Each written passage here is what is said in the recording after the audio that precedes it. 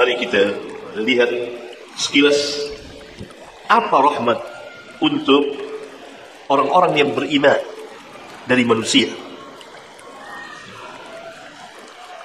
atau jin yang beriman. Maka Allah telah memberikan hidayah kepada mereka dan memasukkan keimanan ke dalam hati mereka, kemudian memasukkan mereka ke dalam surga dengan sebabnya mereka mengamalkan apa yang dibawa oleh Nabi sallallahu alaihi wasallam dari sisi Allah. Ya, ini rahmat untuk orang-orang yang beriman. Lalu apa rahmat bagi orang-orang kafirin? Sedangkan rahmat untuk orang-orang kafir, maka Allah Azza wa Jalla tidak langsung mengazab mereka di dunia ini seperti Allah telah mengazab dan membinasakan dengan merata secara keseluruhan orang-orang kafir yang sebelum mereka yang telah mendustakan para nabi dan rasul.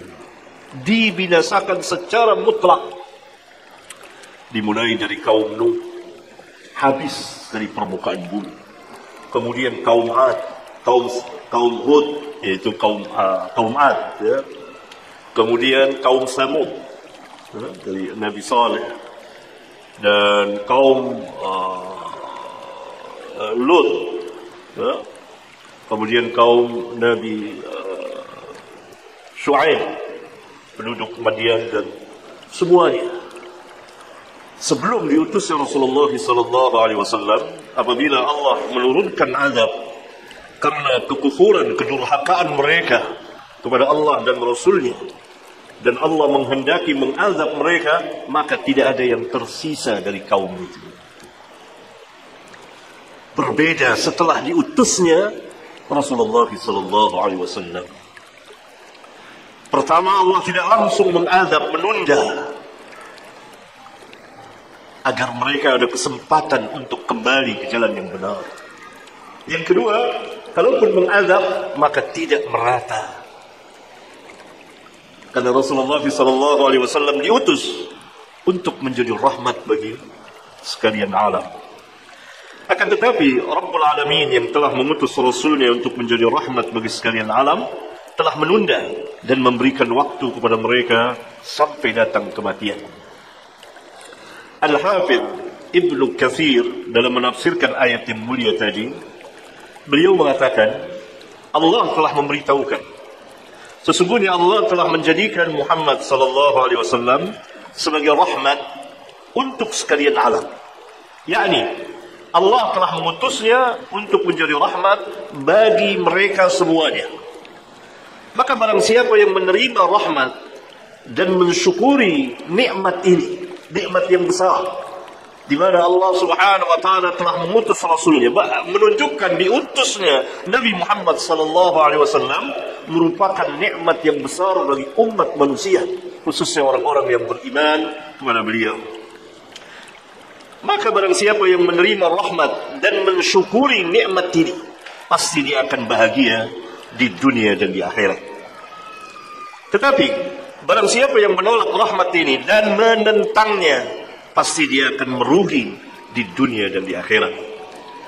Kemudian panjang sampai Al-Hafidh Ibnu Katsir mengatakan, maka jika ada yang bertanya, rahmat apakah yang didapat oleh orang yang kafir kepada Muhammad sallallahu alaihi wasallam? Rahmat apa yang didapat oleh orang-orang kafir ini? Maka jawabannya apa yang telah diriwayatkan oleh Al-Imam Ibnu Jarir.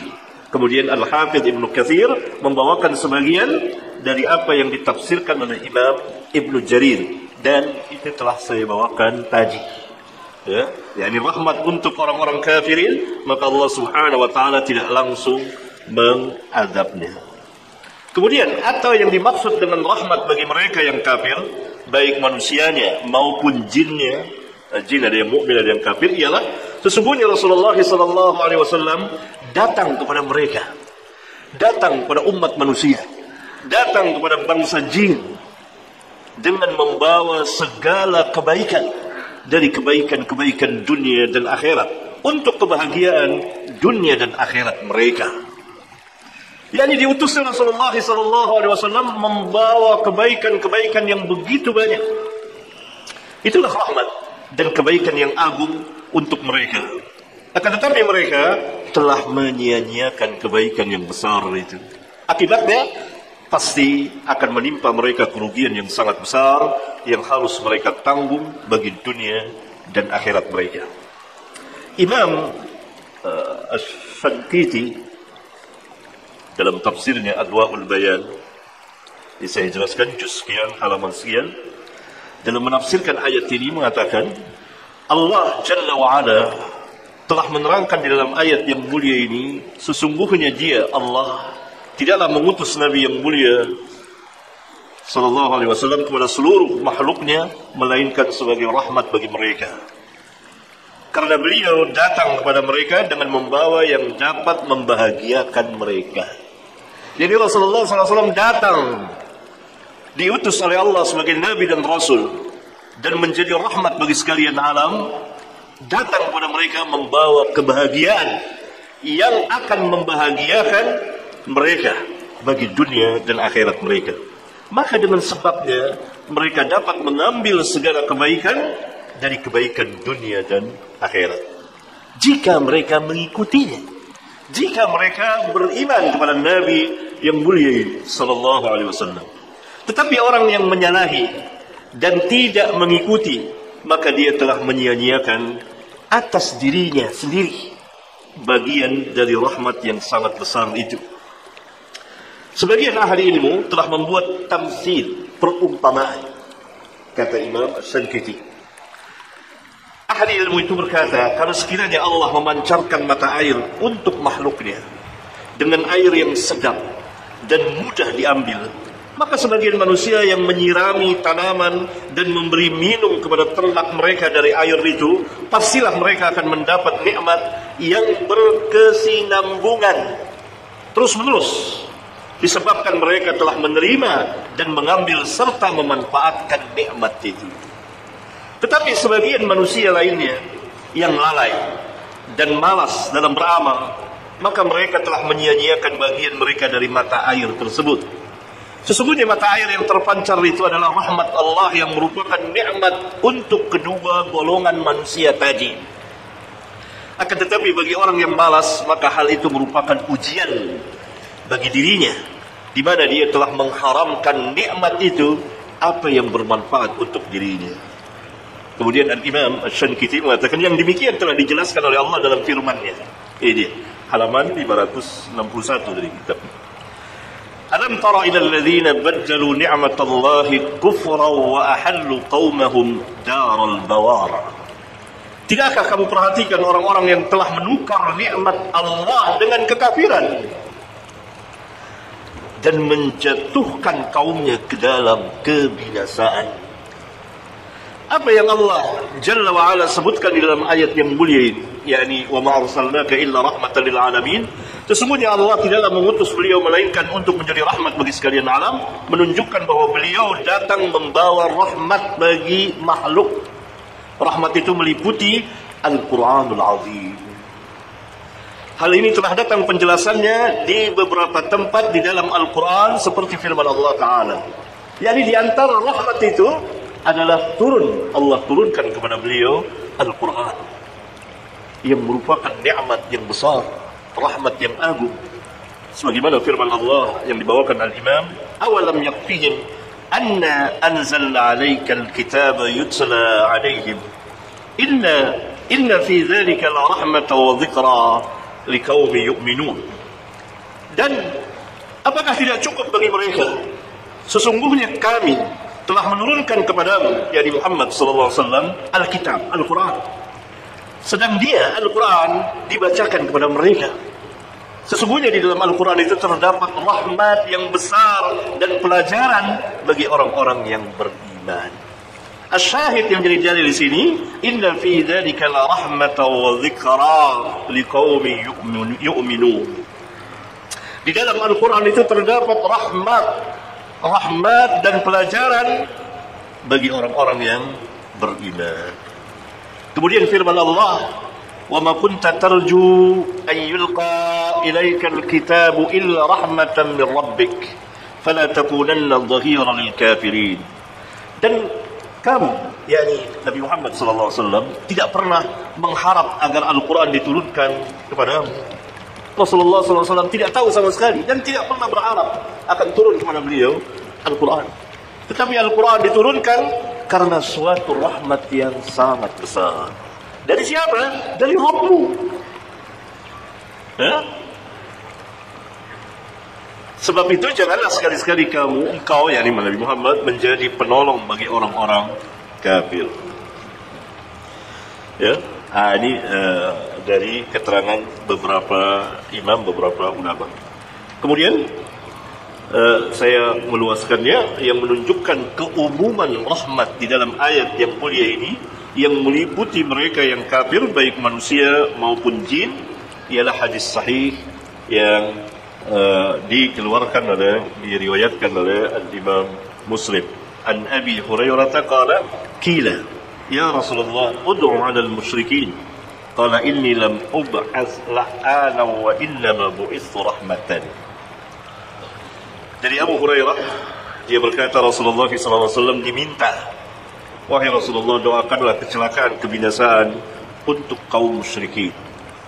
Beliau menjawab, sesungguhnya aku tidak diutus sebagai pelaknat, sesungguhnya aku diutus sebagai rahmat. Ini menunjukkan keumuman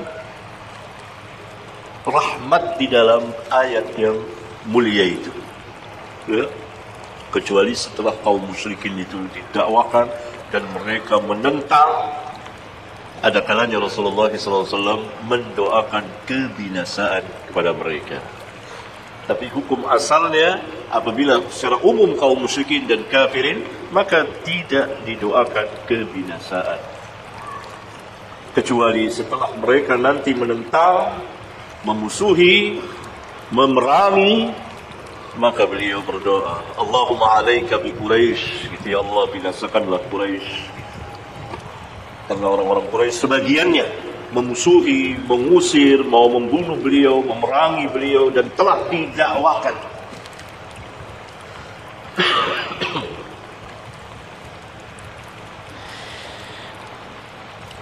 Dan seterusnya, ya. Kemudian rahmat untuk malaikat apa? Rahmat untuk manusia dan jin, mukminnya, kafir. Sekarang rahmat untuk malaikat. Rahmat untuk malaikat, Allah dalam Al-Quran dan Rasulullah SAW dalam sunnahnya telah memuji dan memuliakan serta menjelaskan tentang malaikat secara terperinci, dari mulai keutamaannya, kemuliaannya, ketaatannya, sifat-sifatnya, penciptaannya, tugas-tugasnya, dan seterusnya. Bahkan salah satu dari rukun iman yang 6 adalah beriman kepada para malaikat. Dijelaskan secara terperinci siapa sebenarnya malaikat itu. Di dalam Al-Quran penuh cerita tentang malaikat dan disebut sebagian namanya dari pemuka-pemuka, ketua-ketuanya malaikat, seperti Jibril disebut dalam Al-Quran, Mikail disebut dalam Al-Quran, ya. Kemudian Malakul Maut, ya, orang biasa panggil malaikat Israel. Nama Israel dari cerita Israiliyat. Dari nas Al-Quran namanya Malakul Maut, malaikat maut, malaikat kematian. Kemudian yang terakhir yang disebut dalam Al-Quran adalah malaikat Malik. Ada Jibril, Mikail, malaikat maut, Malakul Maut, dan yang keempat Malik, penjaga neraka. Jadi ketua-ketua malaikat. Di hadis disebut lagi ada Israfil yang kelima. Israfil malaikat, Israfil peniup sang kakala. Disebut lagi dalam hadis yang ke-6, ke-7 Munkar dan Nakir. Itu yang disebut namanya berdasarkan ayat dan hadis-hadis sahih. Ada 7 pembesar malaikat, ketua-ketuanya malaikat. Selebihnya disebut kelompok-kelompok malaikat. kelompok malaikat zabaniyah yang di neraka, kelompok malaikat azab, kelompok malaikat rahmah. Ada juga malaikat disebut yang menulis kebaikan dan kejahatan, tapi bukan namanya, pekerjaannya mencatat. Begitulah. Ya. Walhasil panjang pembicaraan mengenai malaikat. Ini rahmat untuk mereka. Kemudian terakhir, rahmat untuk hewan. Apa? Di dalam Al-Quran disebut, dibicarakan tentang hewan. Dia juga makhluk seperti manusia. Di sini saya jelaskan. Adapun rahmat bagi hewan, maka Al-Quran dan Sunnah atau hadis telah menjelaskannya secara terperinci. Di antaranya, hewan adalah umat seperti manusia. Nas Al-Quran. Kemudian kemanfaatan hewan bagi umat manusia dijelaskan dalam Al-Quran. Kemudian hewan yang halal dan yang haram dimakan dijelaskan dalam Al-Quran dan hadis. Hewan yang haram dan halal dibunuh, ya, dijelaskan dalam hadis. Kemudian hak-hak hewan, haramnya menyiksa hewan. Kemudian berbuat kebaikan dan berkasih sayang kepada hewan, yakni sebagian hewan. Itulah rahmat bagi makhluk yang bernama hewan.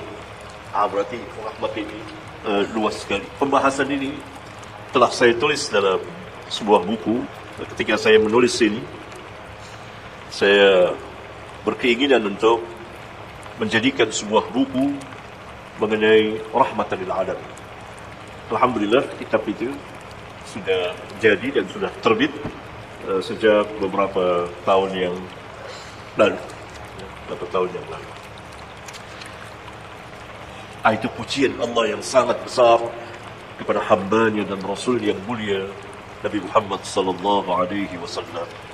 Dan di ayat yang lain Allah Subhanahu wa taala memuji beliau dengan pujian yang agung dan besar sekali. Wa ma arsalnaka illa kaffatan linnas. Dan kami tidak mengutusmu melainkan untuk seluruh umat manusia.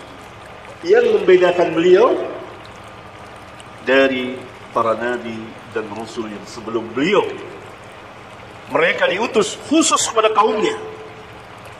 Nabi Isa diutus kepada Bani Israel saja,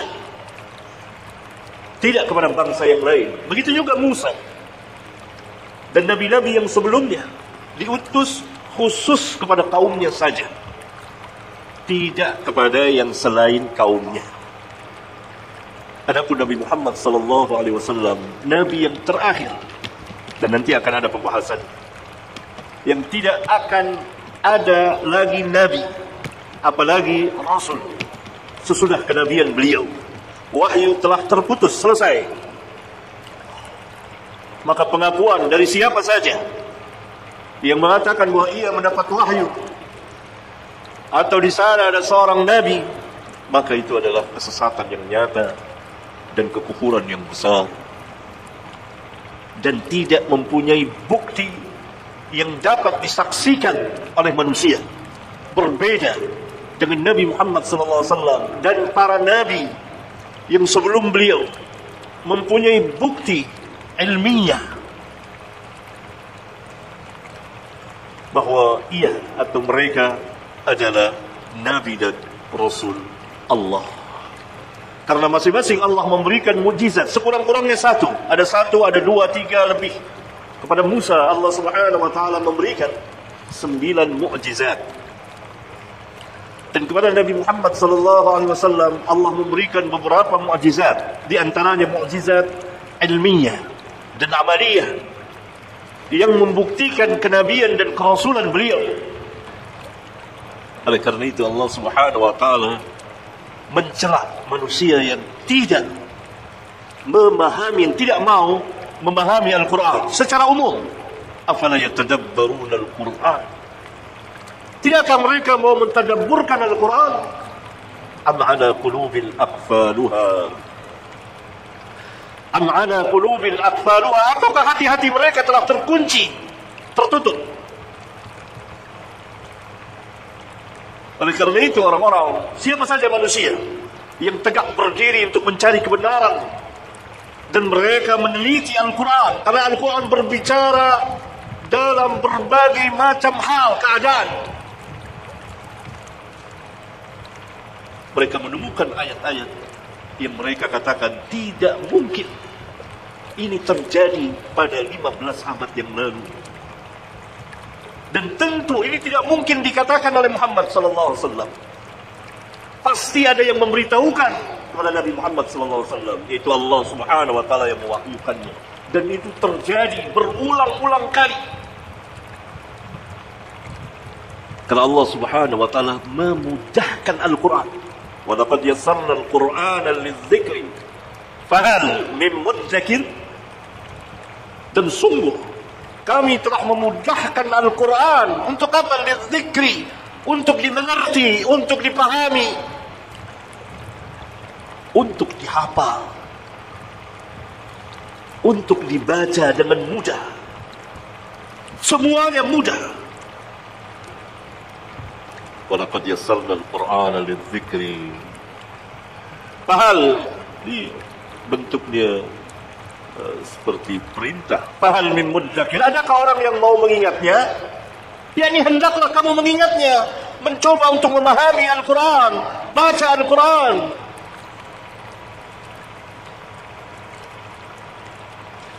Atau hati-hatimu telah terkunci? Berapa banyak sampai Al-Quran kepada orang-orang non-Muslim, padahal yang sampai kepada mereka terjemahan ada dalam bahasa Inggris, dalam bahasa lain. Mereka membacanya dengan hati untuk mencari kebenaran. Apa Al-Quran ini? Rabbuna Jalla Dzikruhu memberikan hidayah pada Al-Quran. Allah mudahkan bagi siapa yang mau.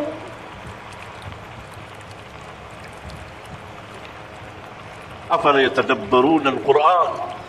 Tidakkah mereka mau mentadabburkan Al-Quran?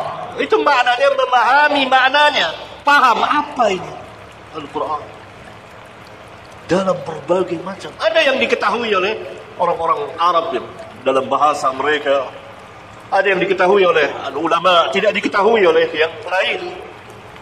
Bagiannya ulama, ada yang dapat diketahui oleh seluruh umat manusia. Rabbuna mudahkan untuk semuanya. أفلا يتدبرون القرآن ولو كان من عند غير الله لوجدوا فيه اختلافا كثيرا. Tidakkah mereka mau mentadabburkan Al-Quran? Kalau sekiranya seandainya Al-Quran itu bukan dari sisi Allah, pastilah mereka akan mendapati di dalam Al-Quran itu perselisihan yang sangat banyak, pertentangan, berlawanan satu dengan yang lainnya. Ini menolak adanya kontradiksi atau pertentangan atau perlawanan di dalam syariat Islam secara umum, khususnya Kitabullah Al-Quran Al-Karim. Di dua ayat ini ditegur manusia. Afala yatadabbaruna Al-Quran? Secara umum Allah berbicara pada umat manusia.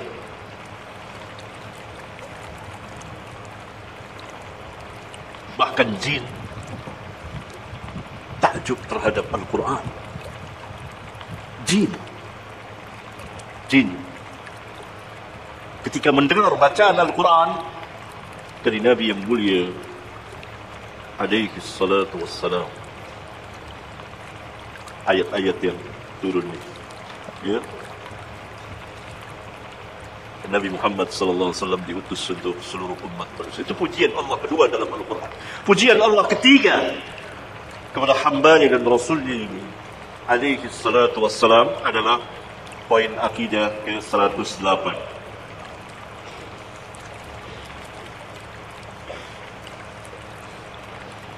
Kita meyakini bahawa beliau sallallahu alaihi wasallam memiliki, jadi mempunyai akhlak, perangai yang sangat agung, seorang budiman besar yang diakui oleh seluruh umat manusia yang tahu tentang Nabi Muhammad SAW. Kalau mereka berjalan lurus dan insaf dan jujur, tidak ada dusta,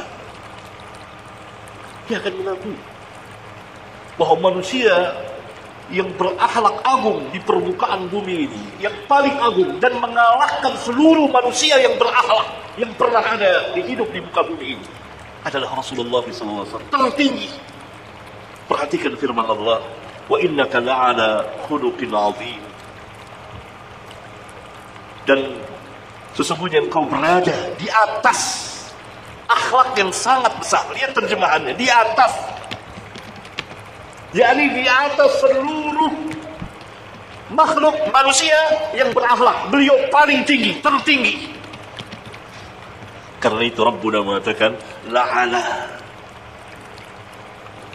Rabbuna tidak mengatakan zu, tapi la'ala. La'ala maknanya di atas, paling atas.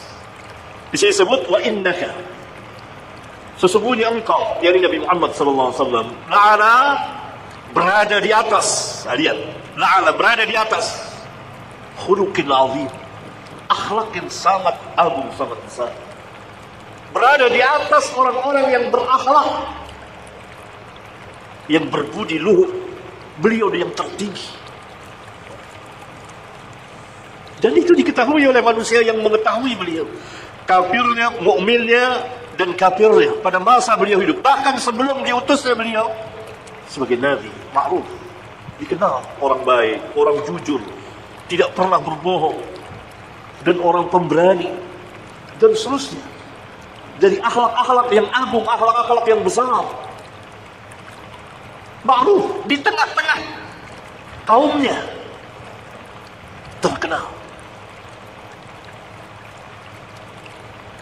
Apalagi setelah menjadi Nabi dan Rasul. Orang yang baik, orang yang jujur, orang yang tidak pernah berdusta, tidak pernah berkhianat, amanah, dan pemberani. Salah satu akhlak yang tinggi, ya, bukan penakut, bukan penakut, akhlak rendah, tinggi, pemberani, ya. Sehingga kalau terjadi sesuatu kegemparan, kegaduhan di Madinah, maka beliau yang pertama tampil dan mengendarai kudanya melihat apa yang terjadi sebenarnya. Pernah seorang tabi'in, itu Hakim bin Aflah, bertanya kepada Ummul Mukminin Aisyah, "Ya Ummul Mukminin, ambi'ni an khuluqi Rasulillah sallallahu alaihi wasallam." Wahai Ummul Mukminin, beritahukan kepadaku mengenai akhlak Rasulullah sallallahu alaihi wasallam. Qalat, Ummul Mukminin menjawab, "Alasta taqra'ul Qur'an?" Alasta taqra'ul Qur'an? Bukankah engkau telah membaca Al-Quran? Qultu, Hakim bin Aflah menjawab, "Bala." Betul, saya telah membaca Al-Quran. Qalat, Ummul Mukminin berkata, "Fa inna khuluqa Nabiyillah sallallahu alaihi wasallam kana Al-Quran." Jawaban yang singkat tapi padat, dalam dan luas sekali. Sesungguhnya akhlak Rasulullah SAW adalah Al-Quran. Apa maknanya? Yakni beliau SAW mengamalkan Al-Quran dan memiliki akhlak yang sangat agung, sebagaimana beliau diutus untuk menjadi rahmat bagi sekalian alam. Nabi yang agung, Nabi yang mulia. Ini pujian Allah ketiga, pujian Allah keempat, akidah ke-109. Kita meyakini bahwa beliau adalah seorang hamba Allah. Allah menetapkan beliau sebagai hamba, kedudukannya sebagai hamba dan sekaligus sebagai Rasul. Beliau hamba manusia, bukan Tuhan, bukan anak Tuhan, bukan. Beliau hamba. Perhatikan firman Allah, Subhanalladzi asra bi'abdihi laylan minal masjidil haram ilal masjidil aqsa alladzi barakna hawlahu linuriyahu min ayatina innahu huwas samiul basir. Allah memuji, mensucikan dirinya. Subhanalladzi Maha suci Allah. Apa makna tasbih? Makna tasbih adalah Allah mensucikan dirinya dari sifat kekurangan yang disandarkan manusia kepada Allah. Kaum musyrikin sebelum datangnya ahlul kitab dari sebagian bangsa Arab mengatakan bahwa malaikat anak perempuan Allah. Subhana, maha suci Allah dari apa yang mereka katakan. Jadi keyakinan Allah mempunyai anak, keyakinan yang umurnya tua. Sebelum lahirnya, sebelum datangnya ahlul kitab. Itu sudah lama keyakinan seperti itu. Ya.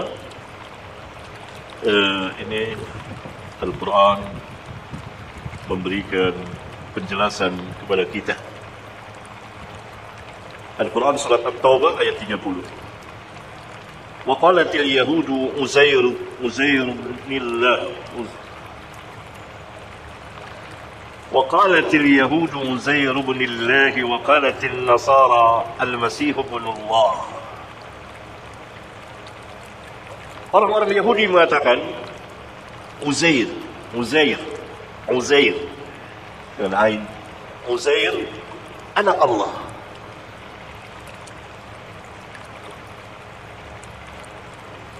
Sedangkan orang-orang Nasara mengatakan Al-Masih ibnullah, anak Allah. Zalika qauluhum bi afwahihim. Itu adalah perkataan yang keluar dari mulut-mulut mereka saja. Yudahi'una qawla alladhina kafaru min qabl. Perkataan mereka itu mereka menyerupai perkataan orang-orang kafir sebelum mereka.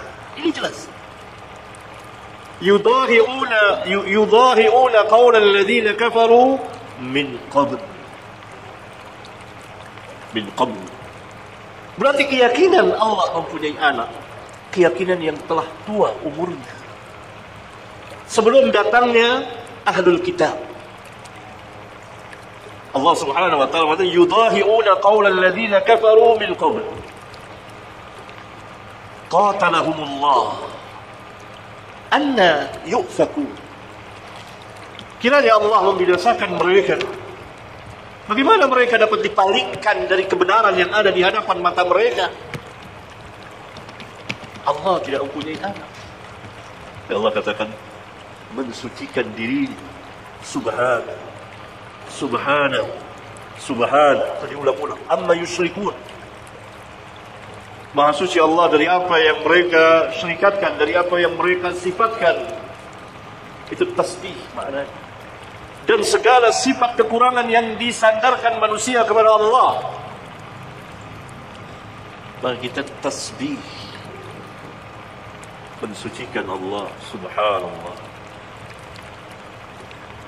Dan itu kalimat yang ringan diucapkan, berat pada timbangan hari kiamat. Dua kalimat yang ringan diucapkan dan berat timbangannya pada hari kiamat, dan dicintai oleh Ar-Rahman Allah, yaitu apa? Subhanallah wa bihamdihi subhanallahil azim.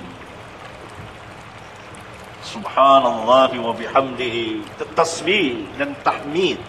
Tahmid maknanya kita bersyukur atas nikmat Allah yang begitu besar kepada kita.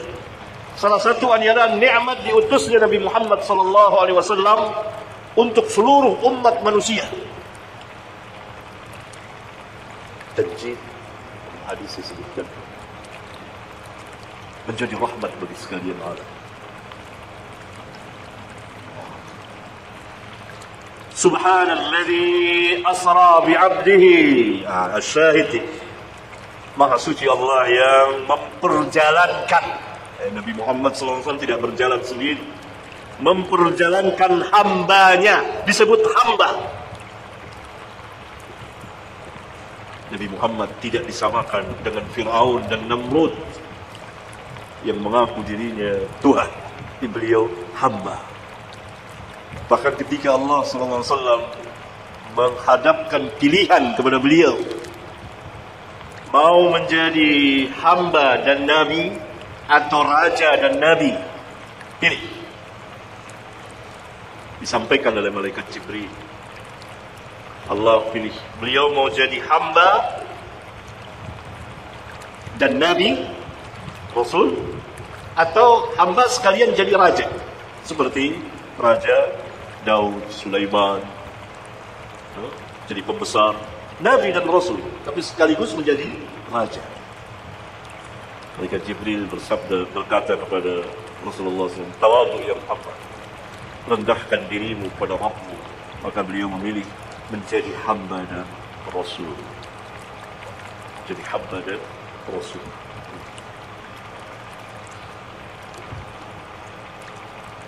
Maha suci Allah yang telah memperjalankan hambanya pada malam, yakni pada suatu malam, dari Masjidil Haram ke Masjidil Aqsa yang telah kami berkahi sekelilingnya, agar kami perlihatkan kepadanya tanda-tanda kebesaran kami. Sesungguhnya Allah Maha mendengar, Maha melihat.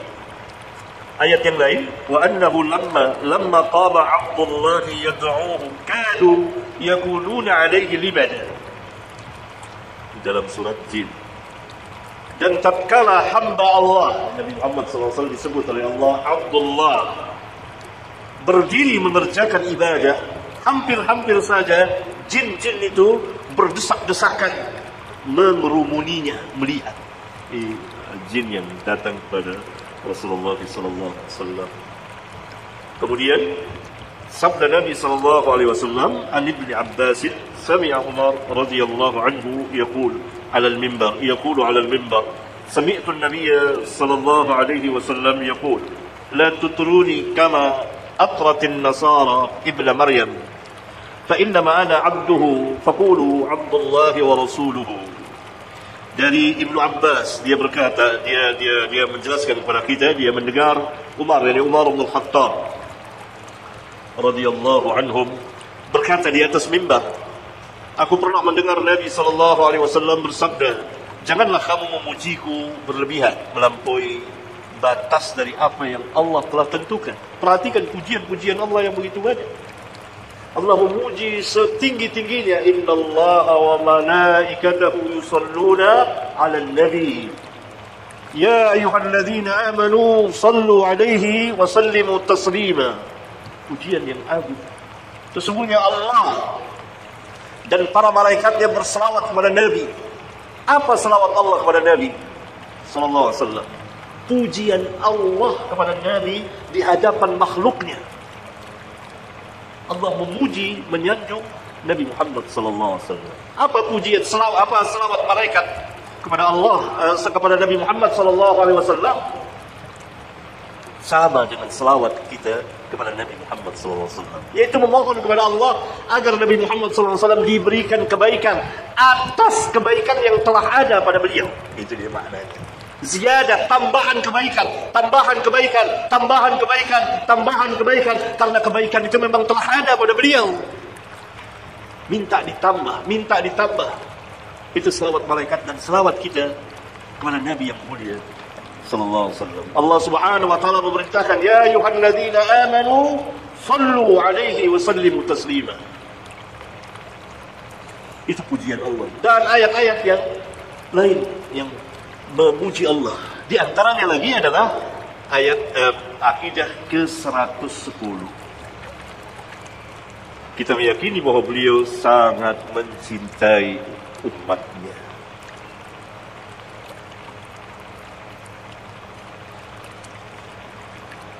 Firman Allah, laqad ja'akum rasulun min anfusikum azizun 'alaihi ma 'anittum harisun 'alaikum bil mu'minina raufur rahim. Sesungguhnya telah datang kepadamu seorang rasul dari kaummu sendiri, dari bangsa Arab. Berat terasa olehnya penderitaanmu, sangat menginginkan keimanan dan keselamatan serta kebahagiaan bagi kamu. Amat belas kasihan lagi penyayang terhadap orang-orang mukmin.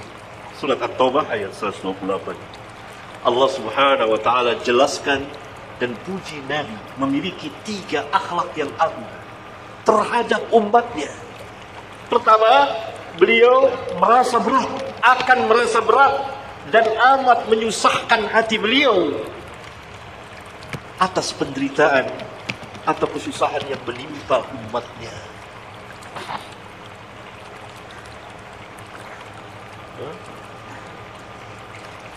Itu tidak tenang hati beliau. Sangat susah sekali kalau umat itu menderita. Dan beliau selalu berkata, ummati, umatku. Umat di sini ummatul ijabah. Umat yang mengimani beliau. Yang kedua, beliau benar-benar sangat menginginkan keimanan dan keselamatan bagi umatnya. Kebahagiaan dan seterusnya. Karena itu beliau memberikan syafaat nanti kepada umat. Syafaat kepada orang-orang tertentu. Bahkan ada syafaat kubra. Ada syafaat khusus. Yang ketiga, beliau amat belas kasihan. Lagi sangat penyayang kepada umatnya. Ini sifat atau akhlak Nabi sallallahu alaihi wasallam kepada umatnya. Dan dalam beberapa hadis di sini dibawakan ada 4 buah hadis. Hadis yang pertama, an Abdullah bin Amr bin al-As anna an-nabiy sallallahu alaihi wasallam tala qaul Allah azza wa jalla fi Ibrahim Rabbi innahunna adlalna katsiran minan nasi faman tabi'ani fa innahu minni al-ayah. Wa qala Isa alaihi salam in tu'adzibhum fa innahum ibaduk wa in taghfir lahum fa innaka antal azizul hakim. Farafa'a yadayhi wa qala, maka beliau mengangkat kedua tangannya. Ya, angkat tangan. Wa qala Allahumma ummati, ya Allah umatku, wa baka, dan beliau menangis. Faqala Allah azza wa jalla, ya Jibril idhhab ila Muhammad wa rabbuka a'lam fas'alhu ma yubkika. Fa'atahu Jibril alaihi salam fas'alahu فأخبره رسول الله صلى الله عليه وسلم بما قال وهو أعلم. فقال الله يا جبريل اذهب إلى محمد فقل إنا سنرضيك في أمتك ولا نسوءك. Yang artinya dari Abdullah bin Amr bin al-As radhiyallahu anhu, dia berkata bahwasanya Nabi sallallahu alaihi wasallam pernah membaca ayat tentang Ibrahim. Rabbku, Nabi Ibrahim berdoa, sesungguhnya berhala-berhala itu telah menyesatkan banyak sekali dari manusia. Maka barang siapa yang mengikutiku, sesungguhnya dia dari golonganku. Kemudian beliau membaca ayat tentang Isa. Berkata Isa berkata, yang berdoa, jika engkau menyiksa mereka, maka sesungguhnya mereka adalah hamba-hambamu. Dan jika engkau mengampuni mereka, maka sesungguhnya engkau adalah maha perkasa lagi maha bijaksana. Kemudian beliau mengangkat kedua tangannya seraya berdoa, ya Allah umatku. Beliau mengangkat kedua tangan dan berdoa, Allahumma ummati, umatku. Ya, maknanya umatku bagaimana ya Allah, umatku nanti. Beliau menangis. Maka Allah azza wa jalla berfirman, hai Jibril, pergilah kepada Muhammad, padahal Rabbmu lebih tahu. Tanyakanlah, apakah yang membuatnya menangis? Padahal Allah lebih tahu. Dijelaskan ya. Maka Jibril mendatangi beliau dan menanyakan kepada beliau, apa yang membuatnya menangis? Maka Rasulullah SAW memberitahukan kepada Jibril apa yang telah beliau katakan, padahal Allah lebih mengetahuinya. Maka Allah berfirman, hai Jibril, pergilah kembali kepada Muhammad dan katakanlah, sesungguhnya kami akan membuat engkau ridha, yakni senang terhadap umatmu, dan kami tidak akan menyusahkanmu. Ini hadis sahih riwayat Imam Muslim. Hadis yang lain, hadis kedua, an Abi Hurairah anna Rasulullah sallallahu alaihi wasallam qala likulli nabiyyin da'watun mustajabatun yad'u biha wa uridu an akhtabi'a da'wati syafa'atan li ummati fil akhirah. Dari Abu Hurairah, dia menjelaskan kepada kita, sesungguhnya Rasulullah SAW bersabda, bagi setiap nabi, yakni tiap-tiap nabi ada doa yang mustajab, yang dia berdoa dengan doa yang mustajab itu. Maka aku ingin menyimpan doaku sebagai syafaat untuk umatku di akhirat. Setiap nabi telah berdoa dengan doa yang mustajab itu, kecuali Rasulullah SAW menyimpannya nanti di akhirat. Untuk siapa?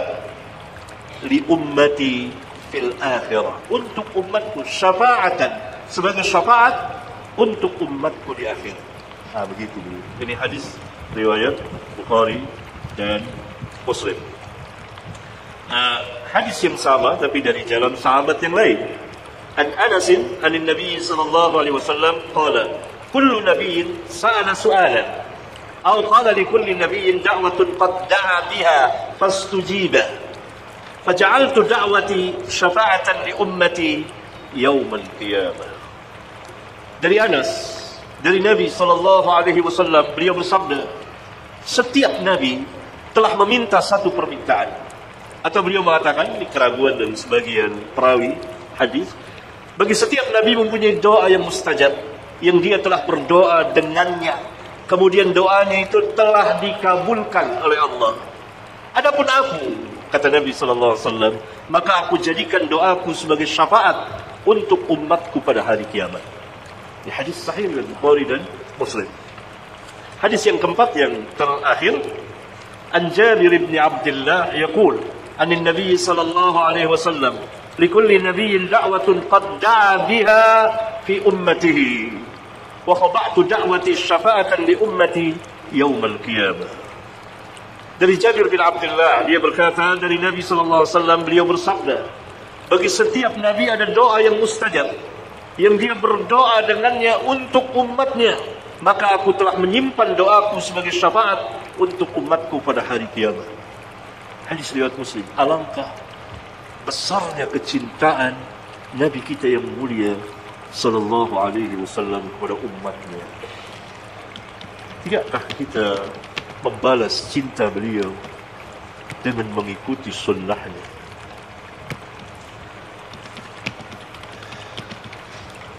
Ya. Akidah ke-11, 111.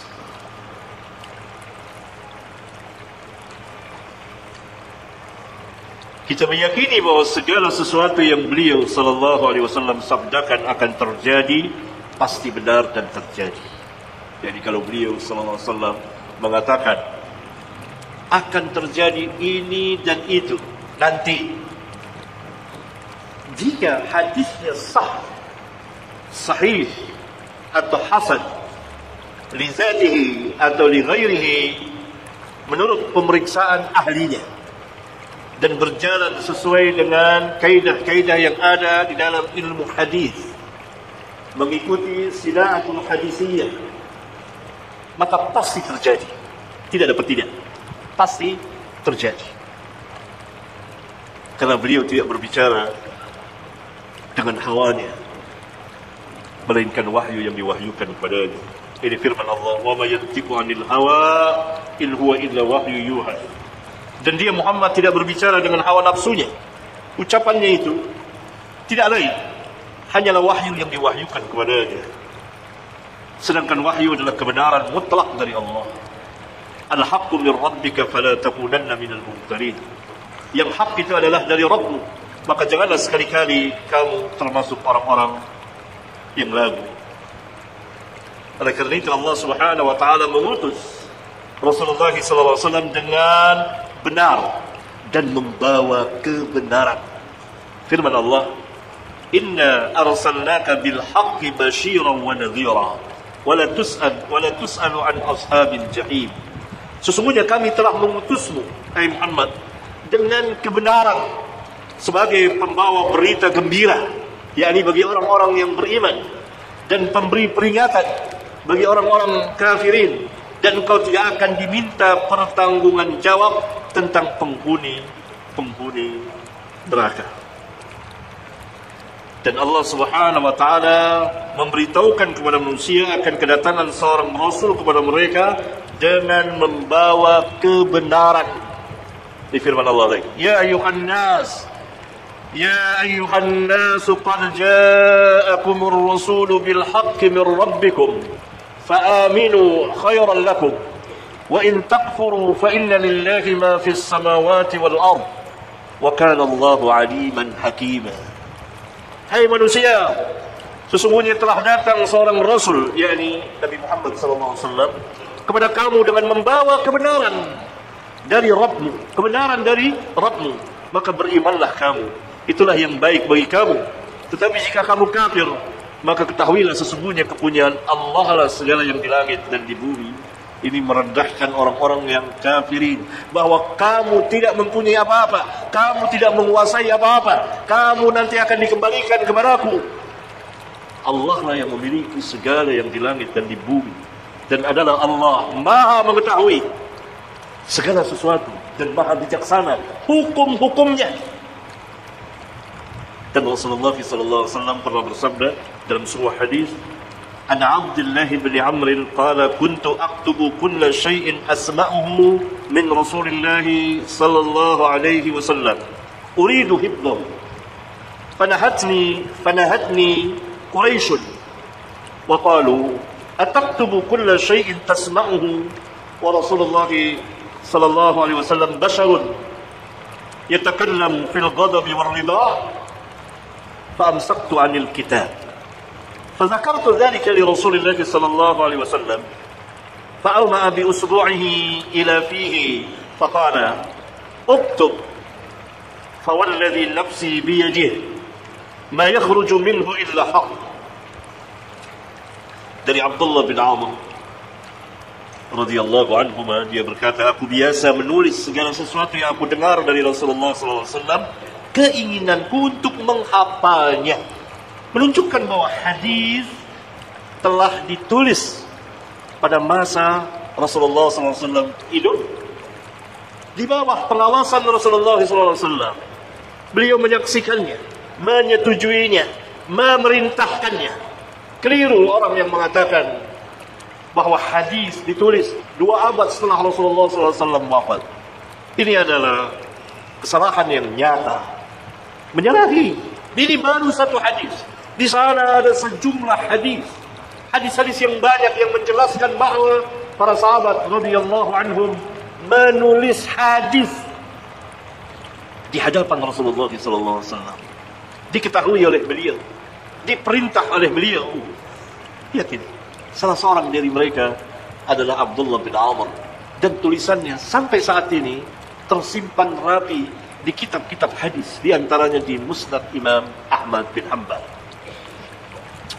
Hadis-hadis yang ditulis oleh Abdullah bin Amr. Tetapi kata Abdullah bin Amr, sebagian dari kaum Quraisy telah melarangku dan mereka berkata, patutkah engkau menulis segala sesuatu yang kau dengar dari Rasulullah, dari beliau? Padahal Rasulullah SAW adalah seorang manusia yang dapat berbicara dalam keadaan marah dan ridha, senang. Abdullah bin Amr bin As mengatakan, maka aku pun berhenti dari menulis hadis-hadis beliau. Kemudian hal itu aku kabarkan kepada Rasulullah SAW, maka beliau mengisyaratkan jarinya ke mulutnya, dari tunjuknya ke mulutnya, sambil bersabda, tulislah. Waktub, ini perintah, tulis, yakni hadis-hadisku. Demi Allah yang jiwaku berada di tangannya, tidak keluar dari sini, dari mulut ini, melainkan kebenaran. Asyahid, ma yakhruju minhu illa haq. Tidak keluar dari beliau melainkan kebenaran. Hadis ini sahih, riwayat Abu Daud dan Ahmad. Maka berdasarkan dalil-dalil yang banyak sekali, di antaranya yang tadi, baik dalil naqliyah dari nas al-kitab dan sunnah maupun aqliyah, apabila sesuatu hadis telah sah datangnya dari Nabi yang mulia sallallahu alaihi wasallam, sepanjang pemeriksaan dan penelitian para ahli ilmu hadis, jadi dipulangkan kepada ahlinya. Dan di awal saya tambahi, berjalan sesuai dengan kaidah-kaidah ilmu hadis yang telah disepakati, di mana beliau telah memberitahukan kepada kita apa yang telah dan akan terjadi. Yang telah terjadi beliau memberitahukan itu perkara gaib, dan yang akan terjadi pun beliau beritahukan di banyak hadis.